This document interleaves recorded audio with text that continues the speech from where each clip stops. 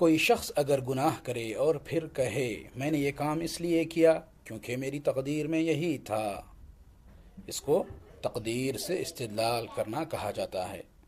کیا ایسا کرنا صحیح ہے؟ تقدیر کا حوالہ دینا ہر حالت میں ایک جیسا نہیں ہوتا، بلکہ اس کی 3 صورتیں ہیں۔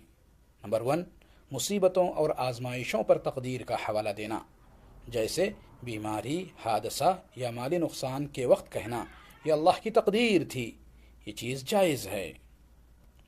نمبر 2، ایسے گناہ پر تقدیر کا ذکر کرنا جس سے انسان سچی توبہ کر چکا ہو، یعنی وہ گناہ چھوڑ چکا ہو اور اللہ سے معافی مانگ چکا ہو، تو اس پر بھی تقدیر کا حوالہ دینا جائز ہے۔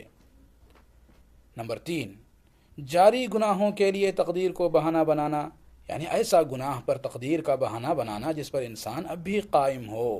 مثلا کوئی شخص جھوٹ بولتا رہے، سود کھاتا رہے یا نماز چھوڑتا رہے اور کہے یہ میری تقدیر میں تھا، یہ شرعاً قابل قبول عذر نہیں اور یہ ناجائز ہے، کیونکہ مشرکین نے اپنے شرک کے جواز میں یہی کہا تھا کہ وہ کہتے اگر اللہ چاہتا تو نہ ہم شرک کرتے اور نہ ہمارے باپ دادا شرک کرتے، اور اللہ نے انہیں اسی آیت میں آگے جھٹلایا۔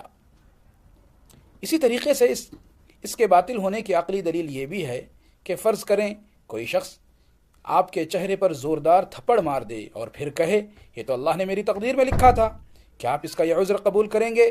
یقیناً نہیں۔ جب انسان اپنے حق میں اس عذر کو قبول نہیں کرتا تو پھر اللہ تعالیٰ کے سامنے اپنے گناہوں کے لیے اس کو کیسے دلیل بنا سکتا ہے؟ لہٰذا